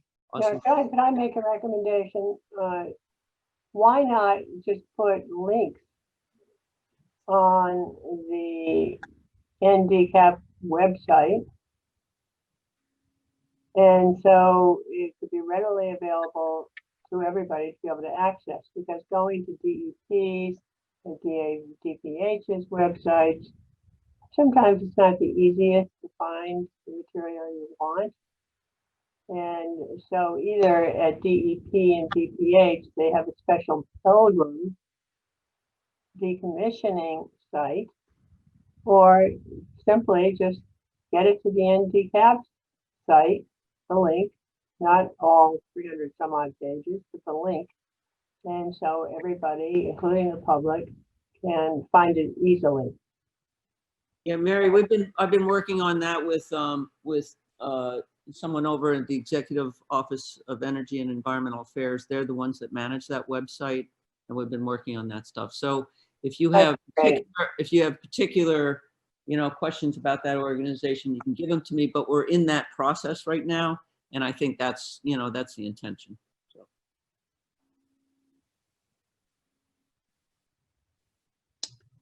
Anybody else? Any other follow-ups for David? Okay, moving on. I think everybody should have received a copy of the current version of the annual report. And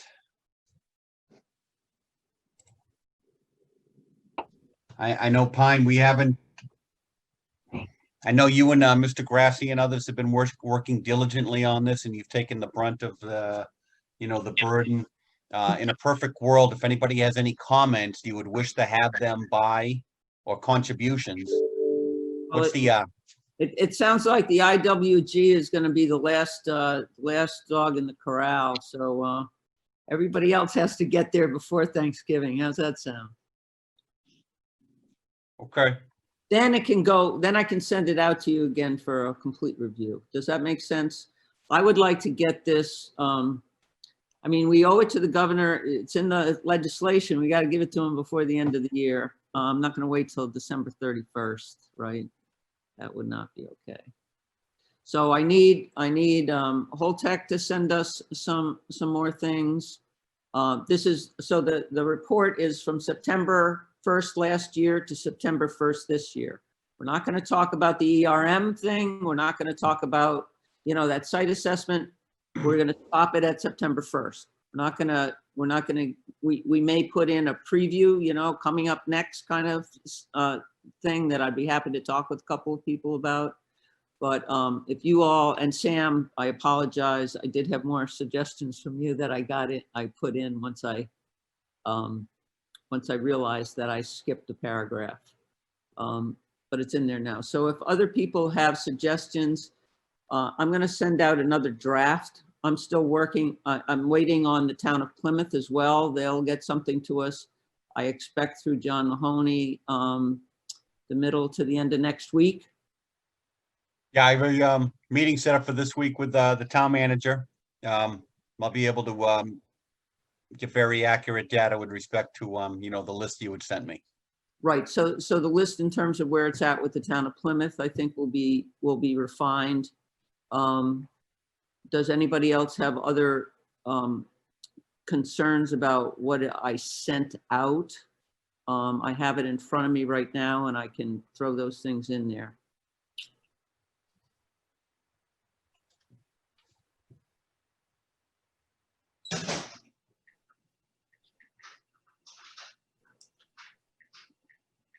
Sean, did you have something, or was that just? No, that's just me typing. For the report, right? I just have some questions to Pat still.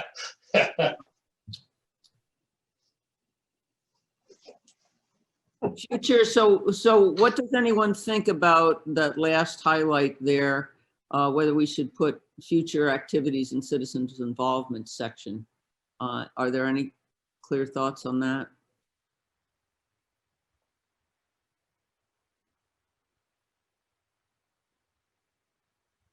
I think it's worth giving a forecast of where we're going to focus our energies for the upcoming year, yes.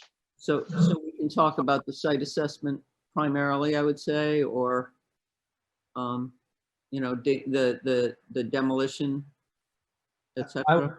I would tie it to the milestones on the calendar and just look at 2021.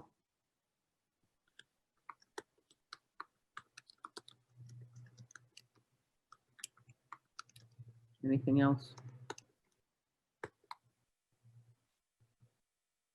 What about legislation progress on anything relevant, particularly for potential changes in the structure of NDCAP because of the voting issue and perhaps finances?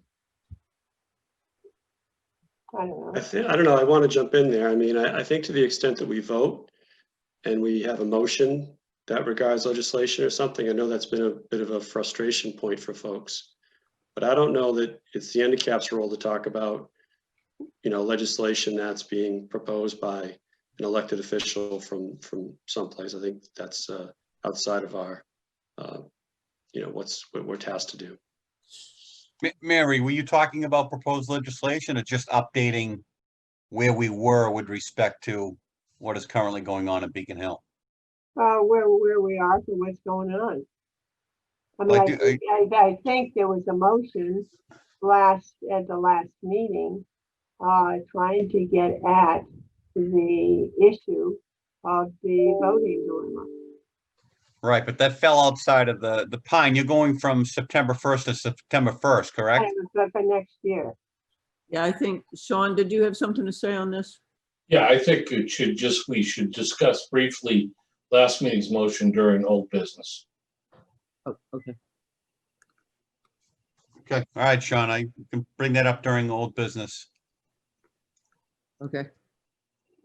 I'm good. So anybody else? So if I get by Thanksgiving these things from Holtec and the IWG, let's say the first week of December, I'll be sending something back to you. We'll put a deadline in there. You know, you'll have what, 5 days or something to look at it and get anything back to us that you strongly object to or feel is missing. And how do we then proceed, John, with sending it in? Do you know? Sean, you did this last year. Do you have any advice?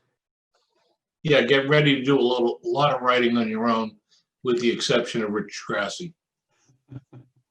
It's written, basically written. I'm you guys. All right, I'll follow up with Mr. Mullen on that. Did you had a thought on the January meeting, Pine? Is that something you want to bring up in old business, new business? Yeah, so this goes to the governor, and I've the storage of waste has been a matter of ongoing discussion. How long is it going to be there? Are the casks sound? Are we going to really ship it 3,000 miles to West Texas, etc.? All that kind of stuff. I feel like we need to spend. We're going to have another fuel campaign coming up in the spring, where more of the fuel pool waste is getting into dry canisters. You're going to start deploying this stuff up the hill on the new IFC. One of these days, I will learn how to pronounce that word. I would really like the governor to understand what a huge issue the spent waste is in Massachusetts. My thought was to invite the governor to an NDCAP meeting to make sure that he reads our annual report and asks him to deploy his vast experience and capabilities in bringing together a team of the best and the brightest that will help us figure out whether the best thing to do is to ship this shit off site, excuse my language, and whether that's the best idea that we can come up with, or whether there's another better idea for Pilgrim, Maine Yankee, Vermont Yankee, Millstone, Seabrook. And Row. Row. Oh, did I not mention Row? So that's where I'm at. I would love to have the governor here. I think it would be a barrel of fun. We could get him really engaged and get some real resources to the agencies that need it, and maybe get some action on this stuff so we don't have to go down in history as the people that never could solve a problem. I like the idea, Pine, and I think we can get to work on that immediately. Obviously, I think we know the right people who we can at least. If not January, February, I mean, Yep, whatever's good for him, we can certainly put the inquiry out there. I think that'd be great. You might also consider our representatives from Congress, simply because the representatives from Congress are working on legislation regarding the interim siting. Speaking of which, I know we have a representative from Congress. Senator Markey's teammate is here tonight. He might want to join in right about now. What do you think, John? Sure. I was going to introduce him since public comment. We move on. Do you want to? His name is Nolan O'Brien. He works for. I did unmute him, so if he can. Yep, Nolan, if you're out there, I think Pine has unmuted you. If you want to introduce yourself to the committee here and just what you're doing for Senator Markey, and I'll let you have the floor. Absolutely. What do you bring the senator to come see us? Can everybody hear me okay? Yes, that's great. Thanks. Great. Yeah, I just thank you so much for the introduction, Pine and John. This has been my first NDCAP meeting, and it's been very, very informative. I'm in Senator Markey's Boston office. I'm his regional director for the South Shore, South Coast, Cape, and the Islands. Relatively new to the role, so still getting to know some folks, but I'm glad to be part of tonight's discussion, and would be happy to make sure that we're part of future conversations, especially as we're talking about any type of federal legislation. I know that I think it was the Stranded Act has come up in previous conversations, I think, and would be happy to continue being part of those conversations. So really excited to meet you all virtually, or at least see you all virtually, and looking forward to working together in the future. And do you think the senator might be able to find some time to join us virtually anyway? Oh, I'm sure. I think he's doing lots of virtual meetings, these days, mostly virtual meetings and recorded videos. So I'd be happy to, chat with his scheduling team. It's the third Monday every month, third Monday. Well, we're going to take December off, Nolan. We're going to come back in January of 21, Gotcha. obviously, and that's a standing invitation. Anything you can do to facilitate these senators, joining us for 5 to 10 minutes is greatly appreciated. Absolutely. Well, I will He's start more chatting with long-winded. his, He's more long-winded than that. what was that? Yeah, might be a little longer than 5 or 10 minutes, but Yeah. Okay. However long he- Thank you very much. All right, Nolan, thank you. Pine, anyone else out there for public comment? John, this is Dave. I would just say real quickly, Pine, I think the idea of inviting the governor is an interesting one. We probably, as we think about the timing for that, February might be better, and then it gives us January the opportunity to talk about how we're going to present information to the governor, since we don't always speak as one voice, unfortunately. Okay. Yeah, I don't. Just give us a little more time to prepare and be a little more cohesive and focused. Dave, Dave, I think it's a heavy lift. Obviously, there have been people here speculating whether or not the governor has even looked at the first 2 annual reports.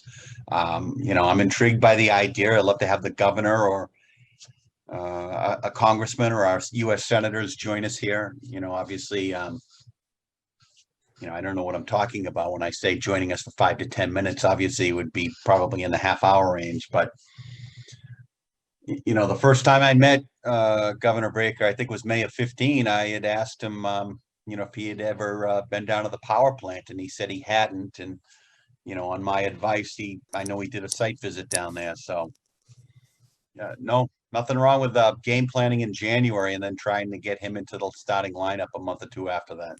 Mm-hmm. So John, we have Diane Turco that would like to speak.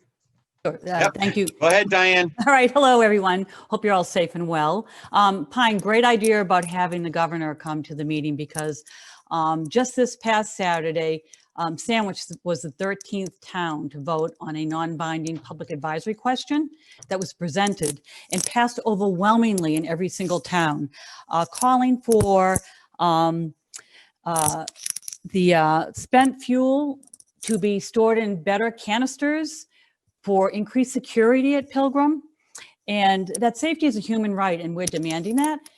All of these petitions will be sent to the governor. So right now on Cape Cod, there's a big support for this. So thank you for bringing that up, and he will be hearing from all the towns on this issue. Secondly, I wanted to let you know that, I don't know if you've seen the letter from Governor Greg Abbott from Texas. He's written a great letter opposing the ISF, the centralized interim storage in his state. He talks about terrorist attacks and the environmental impacts that would have on the communities there. And he asks that the NRC deny the license. And that's the same that's happening in New Mexico for Holtec's CIS. I don't know, is Holtec were they planning to send it to Texas? Or just to their planned CIS? I'm not going to say for certain, but I would say we would consider any interim storage that's a licensed facility. Obviously, Okay. we have ours and they have theirs. And obviously, West Texas does have the facility down there already that does some of the lower class waste as it is now. Right, lower class, it wouldn't be taking the high level waste from Pilgrim. So I have a question, and again, too, and thank you, Sean, for bringing up that earthquake. We could feel it all the way in Harwich. So I was wondering, Patrick, is it possible that during an earthquake that the spent fuel pool could sustain any damage? I believe everything was designed for the beyond basis event, but I have to double check. I mean, I don't want to get into speculating what could and couldn't happen on anything, but all I know is that it was constructed larger than the largest earthquake we've had here by design, and then again, it didn't register in the control room on our sensors.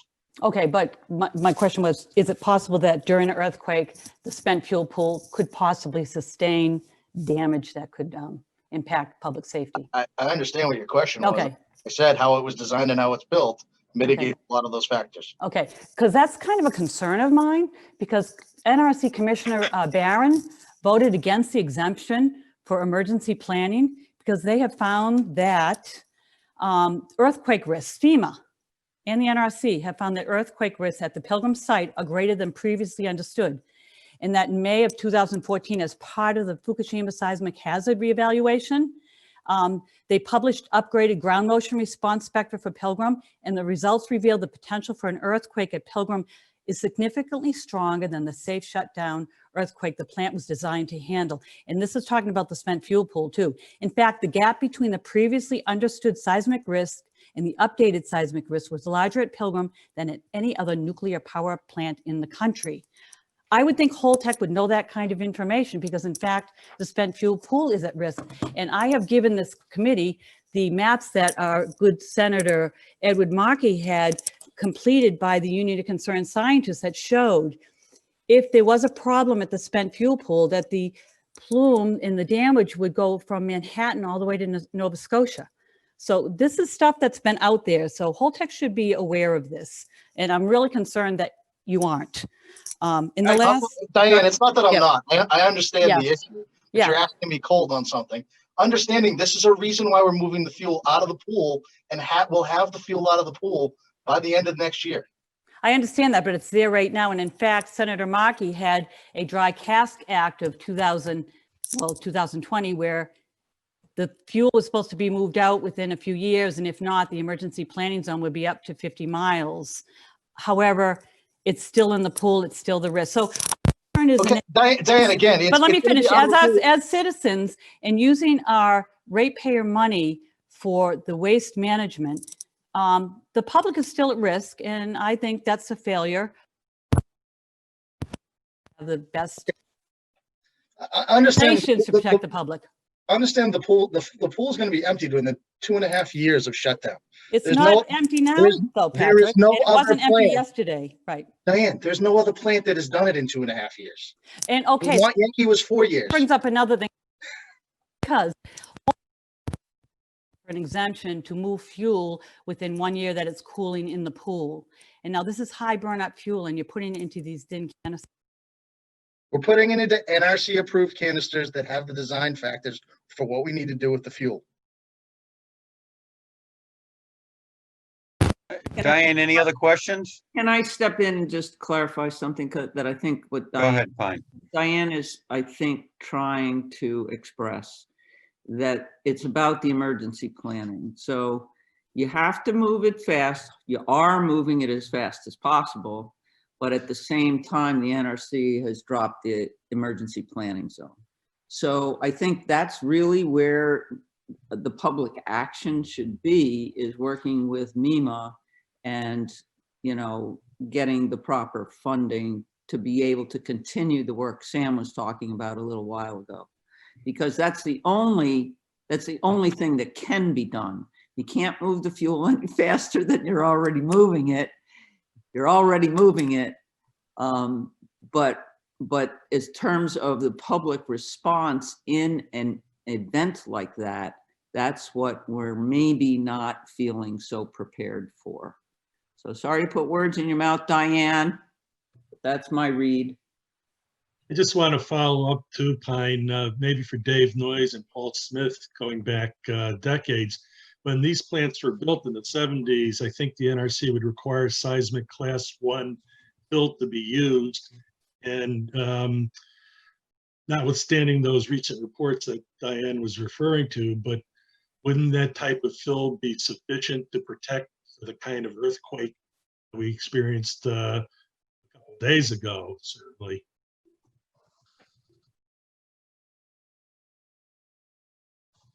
I'm a meteorologist, not a geologist, so. Is that a question directed at who?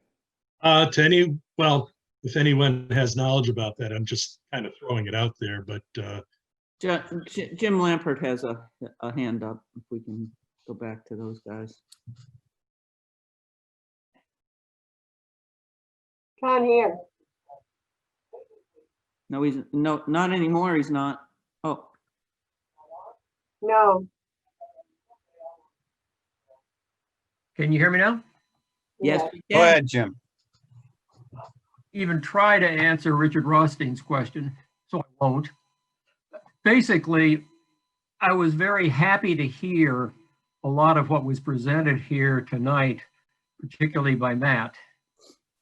As I think everyone on the panel knows, and I hope that Matt and his colleagues received a copy, we prepared an extensive commented version of the ERM report, with which, frankly, I think I, along with many, many others, was terribly disappointed because, frankly, it did not comply with essentially any of the things that were supposed to be in what was filed on October 14th.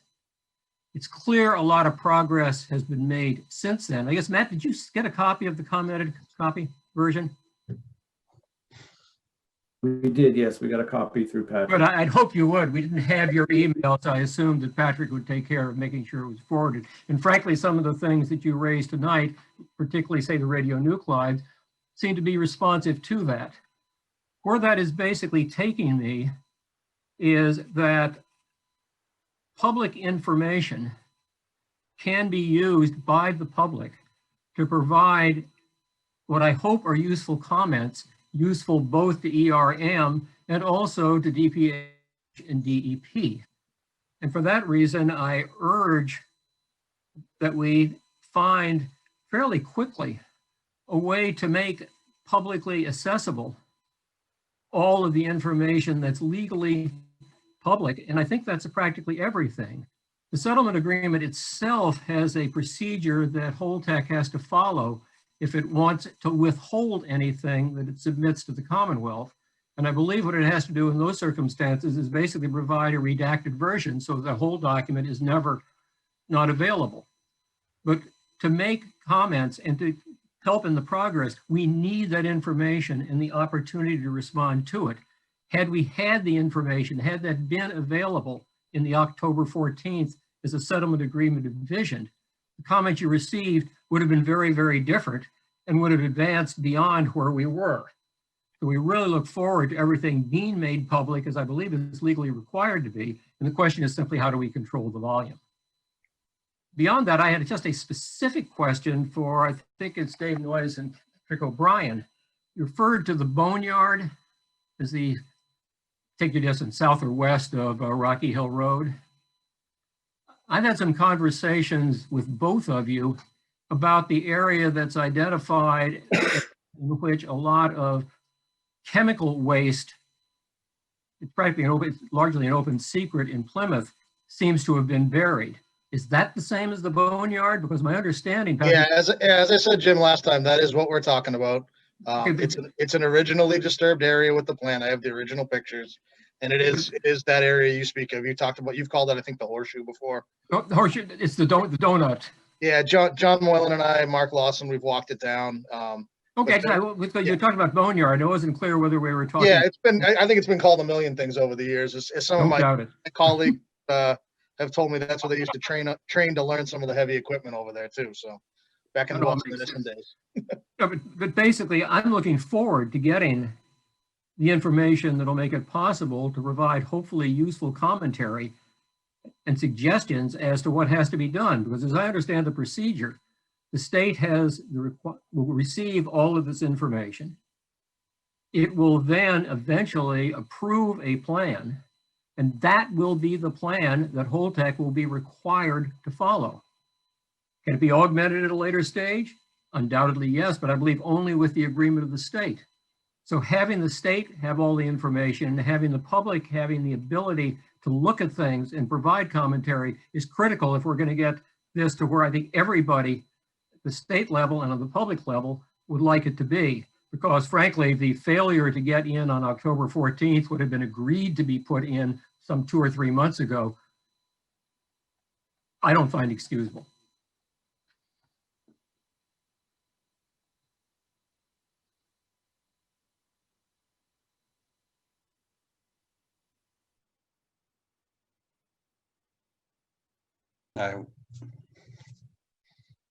Anyone else? No, I don't have any other hands up.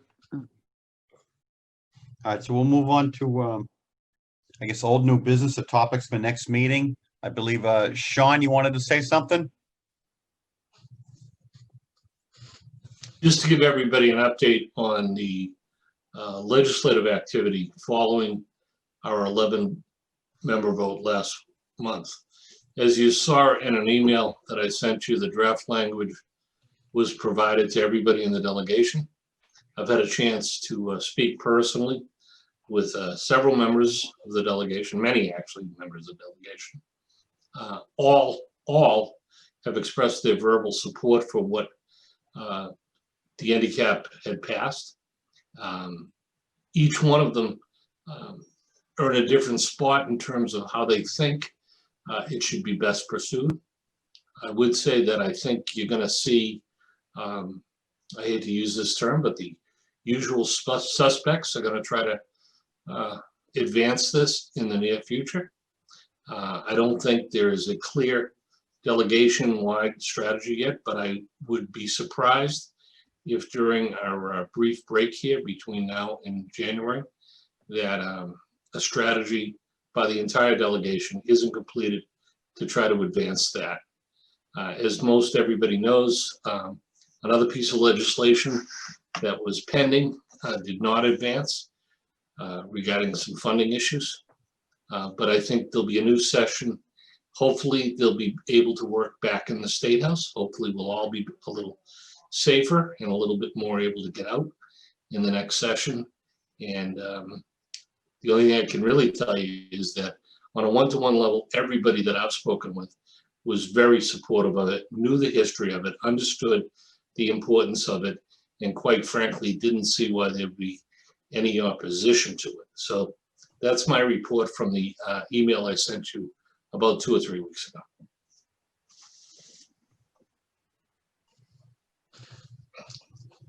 Anybody else have any input with respect to, obviously, we're taking December off and coming back in roughly 60 days in January? Anybody have any other contributions tonight before we break for 2 months? Well, some of us do. Okay, is there a motion to adjourn? Mary? Yes, motion to adjourn. Thank you, Mary. Is there a second? Second, Mary Waldron. Okay, all those in favor? All those in favor? Very squared. Aye. All right, everyone, enjoy your holiday. Wear your masks and Thanksgiving. social distance. Thank you. Thank you. Thanks, everybody. Thank you. Bye. Bye. Thank you. Happy holidays. Bye. Thank you for having us. Thank you. Thank you.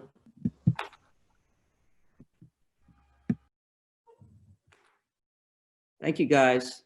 That was great. I look forward to talking with you again sometime. We can share it. Turkey sandwich.